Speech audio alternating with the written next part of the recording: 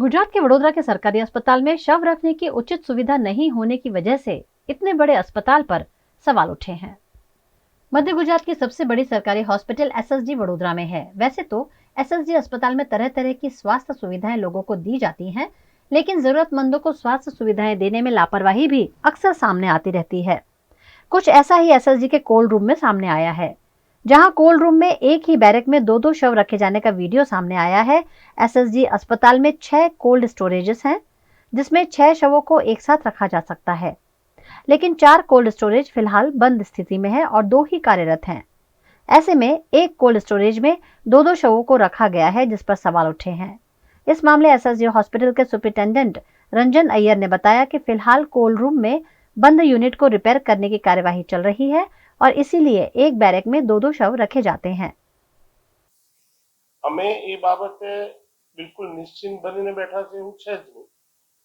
Technical equipment છે, refrigeration પ્રકારનું 10 થી 12 વર્ષ જૂનું છે, વારંવાર રિપેર માંગે છે. કોવિડ દરમિયાન એને એની આવરદા કરતા વધારે કામ કરેલું છે. આ એ જ કોલ્ડ રૂમ ચેમ્બરો છે જેની અંદર ફૂલ કેપેસિટી એટલે 36 ડેડ બોડીઓ રહેતી હતી અને અમે એક પછી એક એનો કોવિડની રાહે નિકાલ કરતા હતા. ટેકનિકલ ક્ષતિના કારણે, ઓવરલોડના કારણે, આવરદા પૂરી થઈ જવાના કારણે આ ઇક્વિપમેન્ટો વારંવાર બગડતા હોય છે. કોઈને ટેકનિશિયનને બોલાવી એને રિપેર કરવું, એને પાછું કાર્યરત કરવું. મધ્ય ગુજરાતની સૌથી મોટી હોસ્પિટલ હોવાના કારણે એસએસજી હોસ્પિટલમાં લાવવામાં આવેલી દરેક અનક્લેમ અનઆઇડેન્ટિફાઈડ બોડી આ જ કોલ્ડ રૂમના ચેમ્બરમાં રાખવી પડતી હોય છે અને એનો એક નિયત કરેલ કાનૂની પ્રોસેસ છે. જ્યાં સુધી પોલીસ એ બાબતે પંચકેસ પંચનામું કરી મરનારની આઈડેન્ટિટી પ્રસ્થાપિત ના કરે ત્યાં સુધી એ બોડી સાચવી રાખવાની જવાબદારી પોલીસ તંત્ર વતી સયાજી હોસ્પિટલની હોય છે. એટલે 36 યુનિટનો મારો ઓરિજિનલ સ્ટોરેજ, એની અંદર 2 યુનિટ ક્ષતિગ્રસ્ત થાય અને ઓવરનાઇટ બીજા 2માં કંઈ તકલીફ પેદા થાય તો આ પ્રકારની ગંભીર સમસ્યા સર્જાય. અમે એ બાબતે ગંભીર છીએ, બિલકુલ લાઇટલી લેતા નથી. હાલ પણ તમે જેને જોશો તો ત્યાં રિપેર પ્રક્રિયા ચાલુ છે. માંગ કરાઈ છે સીએસઆર હેઠળ અલગ અલગ જગ્યાએ અમે આ કેબિનેટની માંગણી કરેલ છે. એક કેબિનેટની આશરે કિંમત બ્લુ સ્ટારની અદ્યતન લગભગ 9 લાખ રૂપિયા જેવી થાય છે. મજબૂરી છે.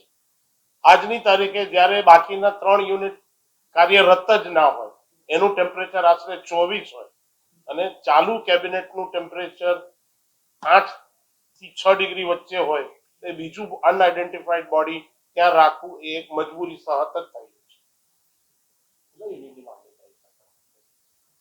સરકાર પાસે અલગ અલગ સીએસઆરમાં માંગણી કરાઈ છે. 3 યુનિટની માંગણી કરાઈ છે. 2 જ ચાલુ છે, ત્રીજાનું રિપેરિંગ ચાલુ છે, કદાચ બપોર સુધીમાં ચાલુ થશે અને ચોથું મોડી રાત સુધી ચાલુ થશે.